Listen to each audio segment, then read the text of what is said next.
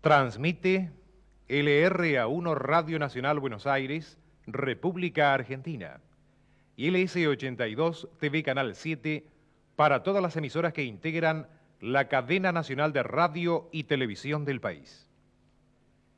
En un mensaje dirigido a la nación, hará uso de la palabra a continuación el señor presidente de los argentinos. Habla el doctor Raúl Ricardo Alfonsín. Argentinas, argentinos,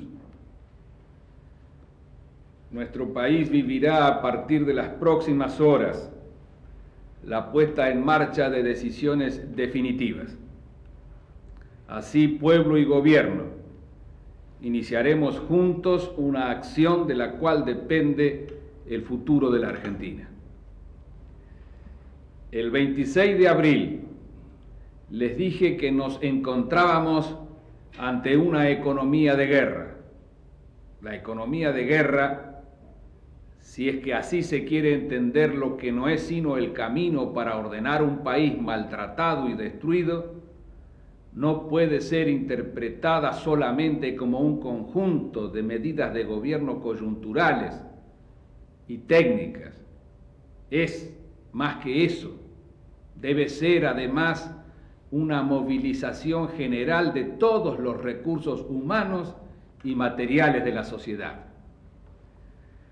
Vengo ahora a exponerles el plan de batalla para que entre todos podamos clausurar definitivamente el capítulo de la decadencia nacional. He hablado antes de ahora de una batalla decisiva que debemos librar los argentinos. El enemigo es la pobreza, el estancamiento y también cierta crónica incapacidad para hallar respuestas concretas y eficaces. Nuestras armas son nuestros brazos y nuestras mentes. El país necesita de los argentinos. No tenemos otra opción. Debemos reconstruir la Argentina. Pero frente a esta tierra arrasada, con una estructura perimida y con gran parte de su aparato productivo destruido, cada vez además más distante de los logros tecnológicos de los países más desarrollados, no podemos perder un solo minuto en ilusiones anacrónicas o en escuchar cantos de sirena.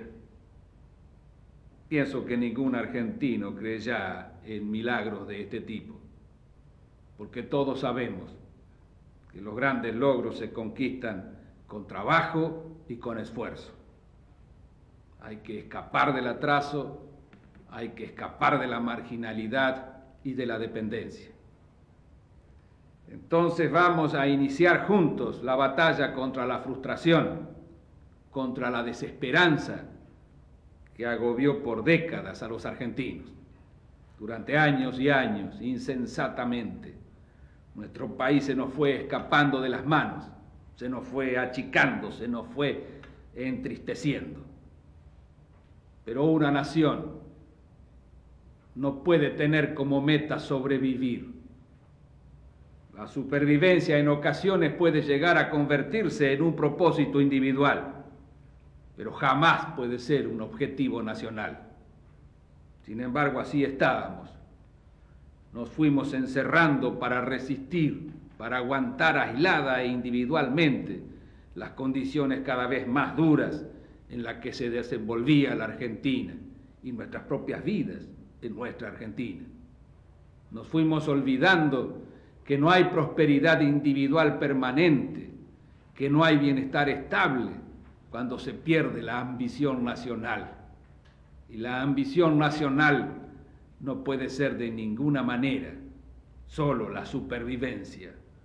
Dios no nos dio seguramente esta Argentina nuestra para sobrevivir. El destino de los argentinos no es la mediocridad. El destino de la nación no es la debilidad permanente. Y si les hablo hoy, en momentos difíciles para cada uno, de la suerte de la nación, porque estoy convencido que para cada argentina, para cada argentino, su suerte será la suerte de la nación en el conjunto. El ministro de Economía les expondrá más tarde, en algunos instantes nada más, el plan económico de reforma nacional que estamos poniendo en marcha. Pero quiero advertirles que no se trata de un conjunto de medidas para resistir la crisis actual. Es mucho más. Es un plan de reforma profunda de nuestro sistema económico, cuyo objetivo es la reconstrucción y modernización de la Argentina. Nadie debe confundirse acerca de lo que comienza. Estamos sacudiendo todos los lastres que impedían que la Argentina se pusiera en marcha. Este plan no está concebido para resolver solamente algunos problemas actuales. La reforma económica será la herramienta para enterrar definitivamente un pasado que por décadas nos llevó de crisis en crisis. Por lo tanto, la apuesta no es mejorar algún índice.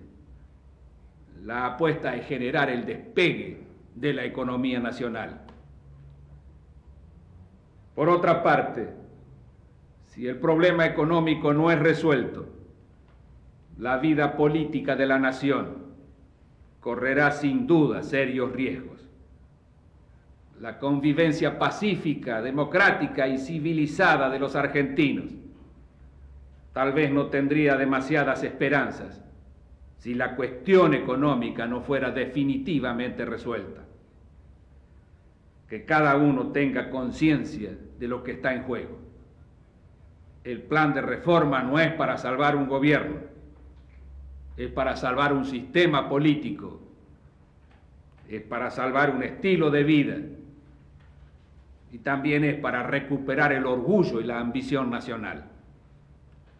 Nada de esto será fácil, pero hay que saber que fundado como está en sólidas bases técnicas, este proyecto además se nutre de moral. Y la moral en la economía quiere también decir cosas muy concretas. La reforma no es para que algunos vivan como si nada sucediera, mientras la inmensa mayoría de nuestro pueblo, y en forma particular, los trabajadores hacen el esfuerzo. Eso es una inmoralidad y no admitiremos inmoralidades. Habrá esfuerzo en consecuencia y castigo. El esfuerzo será de todos los argentinos. El castigo para los que sigan creyendo que pueden usar al país y a su gente para beneficio personal. El castigo será para la especulación, para los que creen que el dinero solo sirve para hacer más dinero. El objetivo prioritario de esta etapa primera del plan de reforma, es la lucha contra la inflación. No hay producción posible, no hay inversión imaginable con este ritmo inflacionario. Pero hay algo aún más grave. La inflación se ha convertido en el origen de todas las incertidumbres sociales. Nadie, particularmente ningún trabajador, puede sentirse mínimamente tranquilo con una inflación que corroe su salario, que le impide saber para cuántos días alcanzará su sueldo. En este nivel de inflación ya es imposible pensar en gradualismos. ¿Qué sentido tendría reducir del 30 al 29%? Del 29 al 28% la inflación mensual, si cualquiera de esas cifras se hace igualmente intolerable. Se impone entonces una política drástica, terminante, y así hemos decidido la congelación de precios, tarifas y salarios. Sabemos que es una medida extrema, y también sabemos, a la luz de la propia experiencia argentina, que ella por sí sola no es suficiente. Debe estar acompañada de otras decisiones de fondo, estructurales. El control de precios solo esconde una inflación que continúa de manera subterránea y que tarde o temprano termina por estallar. Esto es particularmente cierto cuando esta medida de congelación se concibe como nosotros lo hacemos, con un carácter transitorio. Una economía fuerte precisa un mercado claro, pero también precisa un mercado sano. Por lo tanto, esta etapa tiene como objetivo llegar lo antes posible a un funcionamiento cada vez más libre del mercado, que antes, desde luego, requiere ser saneado.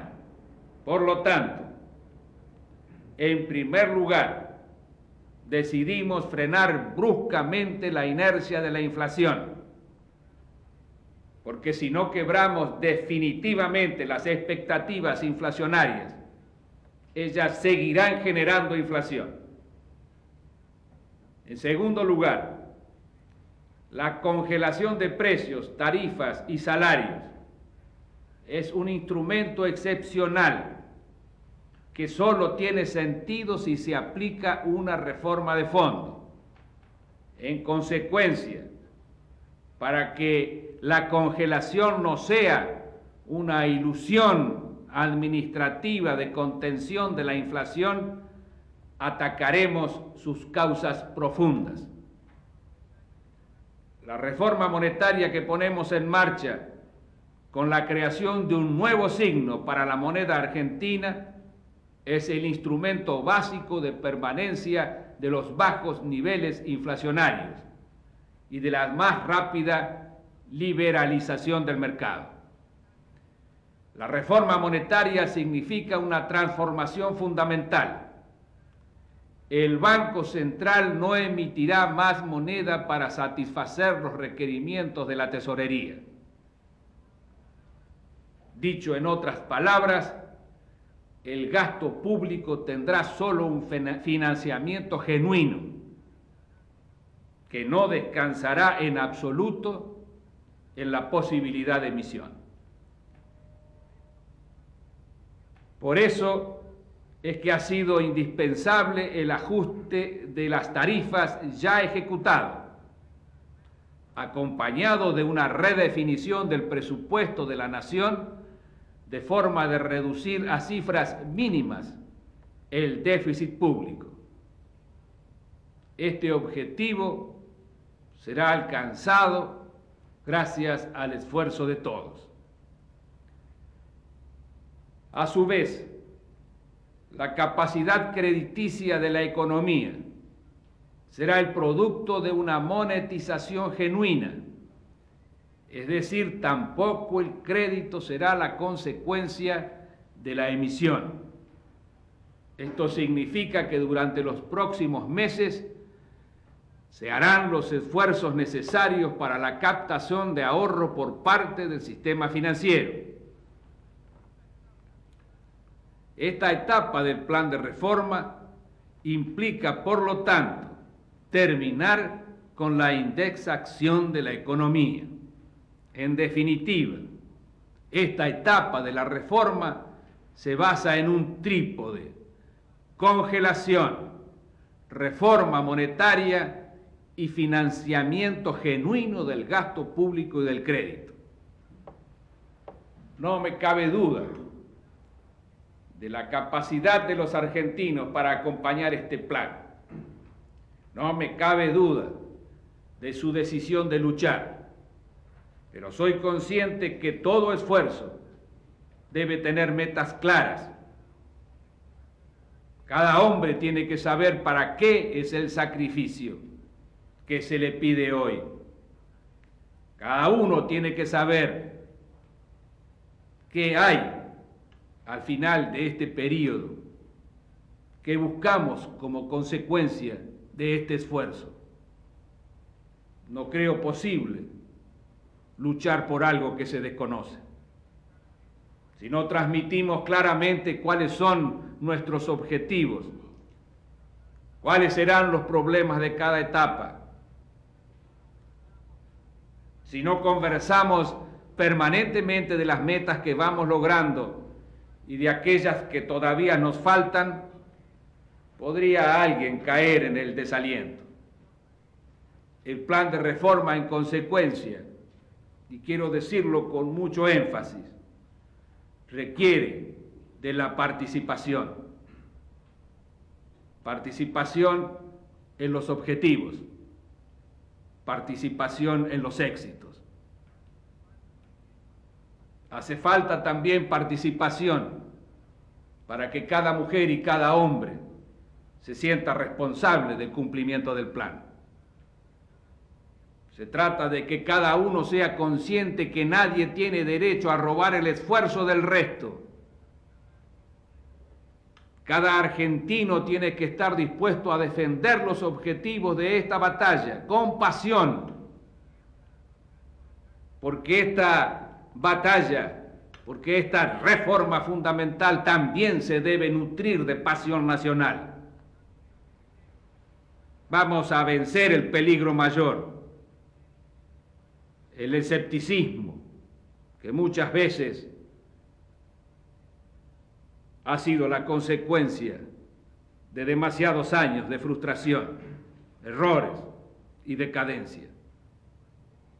A veces hasta parecería que es tanta la frustración que algunos han perdido la fuerza para luchar. A esos, a los escépticos, les digo que esta tierra, que esta nación, no es para ellos. Les digo que a finales del siglo pasado un país lejano, desértico y pobre se levantó sobre sus propias dificultades para convertirse en el quinto país del mundo por la riqueza de sus habitantes. ¿Quiénes hicieron ese país? Los escépticos, los fatalistas, los tristes de la Argentina. A ese país lo construyeron argentinos que creyeron y pudieron. Argentinos con menos cultura y más dificultades. Argentinos que fueron nuestros padres y nuestros abuelos. Y hoy les vamos a decir a ellos, a nuestros padres, a nuestros hijos, que no podemos. Estoy convencido de que el éxito de un plan económico radica fundamentalmente en la capacidad que tengan para movilizar la voluntad de cada uno. No hay planes perfectos, hay planes posibles y planes que pueden movilizar a cada mujer y hombre de un país. La economía no es solo números, es fundamentalmente la suma de voluntades. Y este plan tendrá éxito porque sumaremos con pasión las voluntades de todos los argentinos. Todos debemos saber que contamos con los instrumentos adecuados para transformar el país, pero que esos instrumentos tendrán la fuerza que los argentinos deseemos que tengan. No es esta una lucha ideológica, es una lucha práctica y es una lucha ética. Lo convoco entonces para que cada uno de ustedes sea el constructor de estos objetivos concretos. Estos objetivos concretos, tangibles, morales. Vamos a hacer un país en serio, un país de verdad, un país con ambición y con orgullo, sabiendo que el esfuerzo que tendremos que hacer entre todos es un esfuerzo para todos, un esfuerzo duro, sin duda ninguna, pero un esfuerzo con certidumbre de éxito, un esfuerzo que nadie puede ignorar, porque sería ignorar su propio futuro. Nada hay más duro que una crisis sin esperanza. ¿Qué es más dura, la crisis permanente o la lucha para superarla? Porque este es el único camino posible. Este debe ser el camino. Este será el camino. Puede ser, debe ser y será, porque la Argentina necesita de su pueblo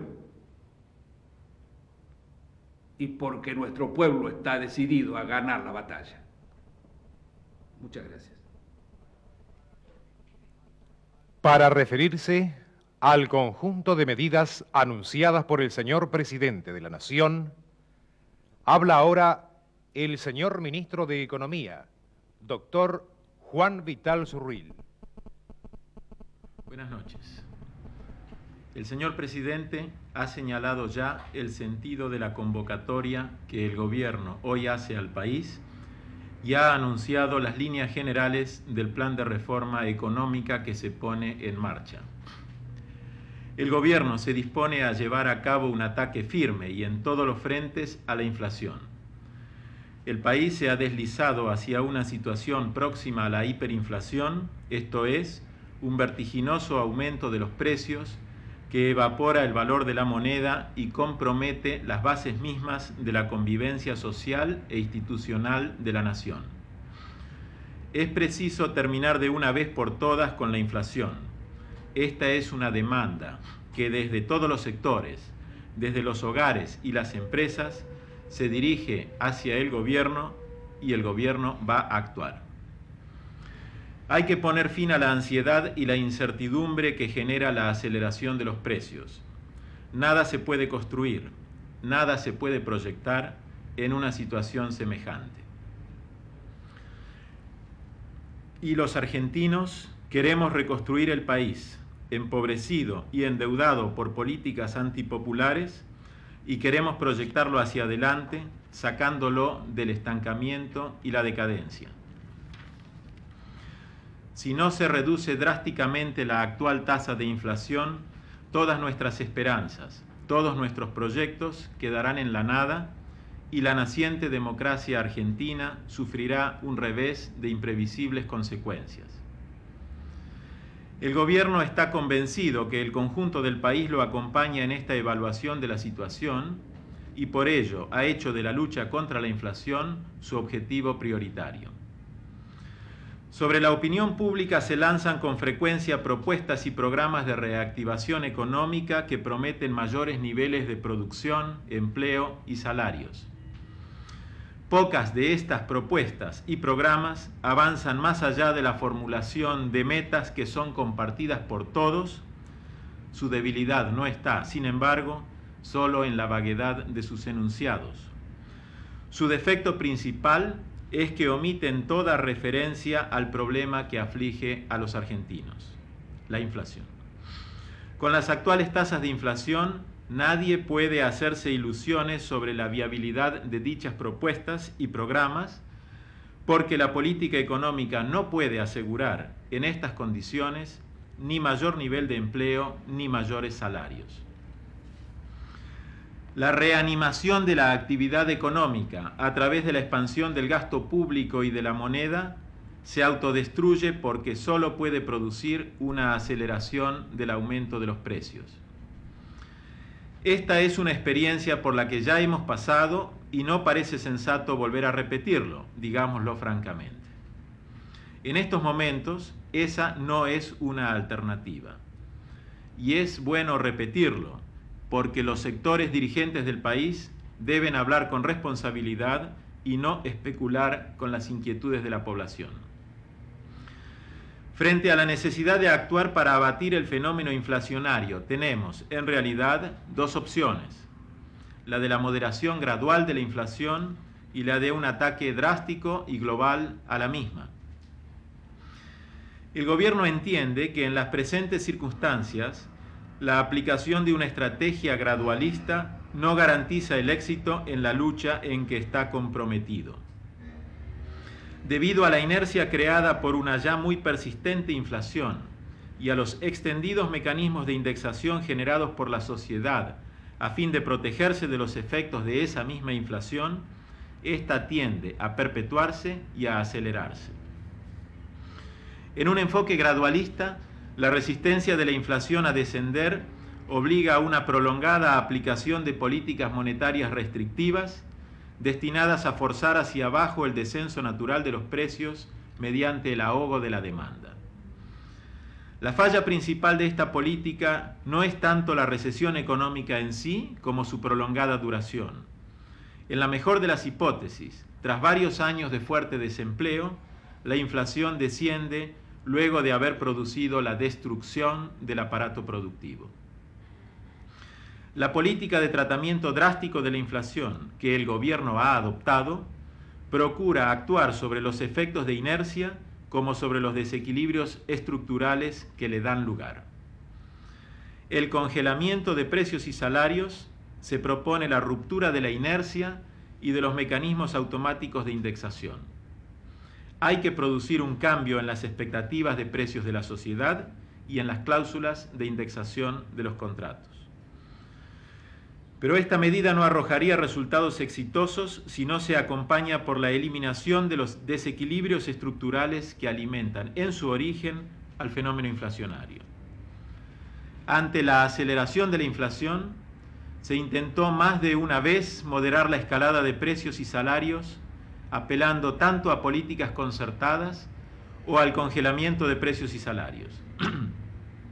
Estas experiencias terminaron en repetidas frustraciones porque descuidaron actuar al mismo tiempo sobre un componente principal de las presiones inflacionarias, como es el desequilibrio de las finanzas públicas.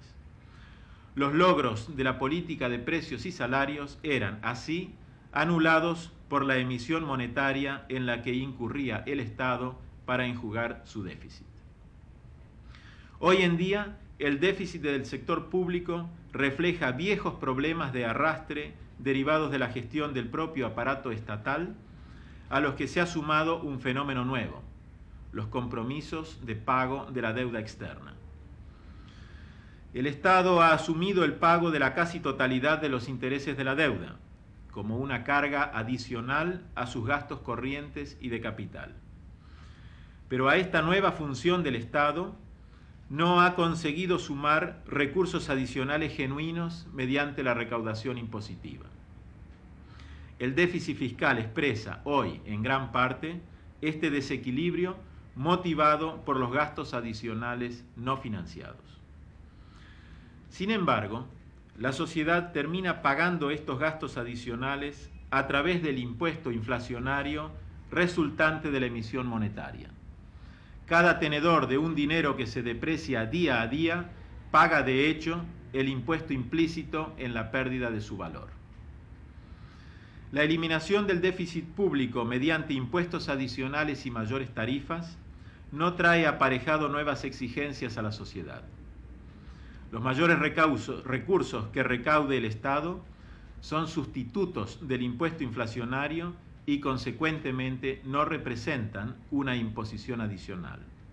La contención del gasto público contribuye, por otro lado, a aliviar las cargas sobre la población.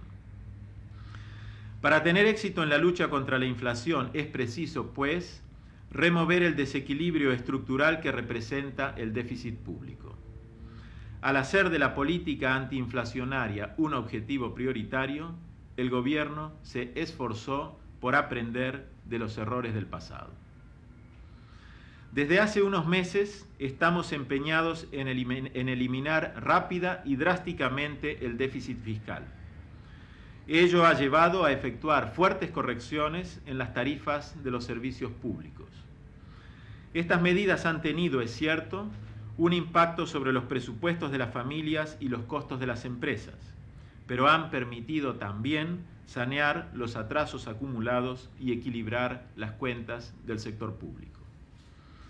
En la emergencia, el gobierno ha preferido alcanzar estos objetivos aumentando las tarifas públicas en lugar de despedir personal y agravar la situación de los sectores del trabajo. Paralelamente, se ha procurado incrementar la recaudación impositiva de modo de eliminar la evasión y mejorar la equidad del sistema tributario. Con ese fin, se envió al Poder Legislativo un conjunto de medidas que configuran la reforma tributaria. Debido a la urgencia de reforzar los recursos fiscales, se está enviando además el proyecto de ley que establece el régimen de ahorro obligatorio. Por este régimen, los contribuyentes de mayores ingresos efectuarán depósitos que constituirán un aporte significativo al financiamiento genuino del sector público y le permitirán atender la prestación de los servicios sociales y la realización de obras de infraestructura. La reducción del gasto público, en especial de los gastos corrientes, decidida en el presupuesto para el resto del año, es otro frente de la batalla contra el desequilibrio de las cuentas fiscales. Este esfuerzo se llevará a cabo sin perder en ningún momento de vista criterios de razonable equidad social. Así, se ha considerado como de prioridad absoluta la preservación de los empleos, la defensa de los salarios mínimos y las prestaciones del sistema provisional, el Plan Alimentario Nacional y, en general, los gastos de tipo social. El conjunto de acciones mencionadas en el terreno de los gastos y los recursos está permitiendo cerrar rápidamente la brecha fiscal. El gobierno se propone alcanzar un déficit fiscal de alrededor de 2,5 puntos del Producto Bruto Interno en el segundo semestre del año. Esta cifra incluye el déficit del Banco Central y será financiada mediante el uso del crédito externo de organismos internacionales y de bancos. A partir de ahora, el sector público deberá afrontar sus gastos con recursos genuinos, impuestos y tarifas, y con financiamiento externo. Por lo tanto, no será necesario requerir créditos al Banco Central. En otras palabras, no habrá necesidad de emitir billetes para financiar el sector público. El gobierno está persuadido de que el éxito de la política económica que se inicia depende crucialmente del control de las cuentas fiscales. Esta es su convicción y también su compromiso. El reciente acuerdo arribado con el Fondo Monetario Internacional ratifica esta voluntad del gobierno. Con una situación fiscal equilibrada, es posible avanzar ahora hacia el congelamiento de precios y salarios para actuar globalmente contra el fenómeno inflacionario. El congelamiento de precios comenzará a aplicarse a las 0 horas del día lunes 17. Los precios máximos autorizados serán los correspondientes a las 0 horas del día jueves 13. No se convalidarán los incrementos de precios aplicados posteriormente, salvo en los casos excepcionales que por razones de absorción de mayores costos haya reconocido la Secretaría de Comercio Interior. El congelamiento se aplicará a la totalidad de bienes y servicios. Los bienes con oferta estacional, como frutas y hortalizas, tendrán un control especial en el mercado central y se les autorizará un margen de comercialización máximo en los comercios minoristas. El gobierno procurará evitar perjuicios en el libre ejercicio de las actividades de producción y comercio. Se ha decidido invitar a las empresas que operan en cada rama de actividad para que efectúen un autocontrol de sus costos y precios y cumplan funciones de asesoramiento a la tarea que realiza la Secretaría de Comercio. Por intermedio de la prensa, televisión, radios y otros sistemas de comunicación, se hará conocer a la población las listas de precios máximos reconocidas. Dichas listas deberán ser exhibidas en los locales de expendio y se habilitarán oficinas para información y reclamos relacionados con la aplicación de dichas pautas.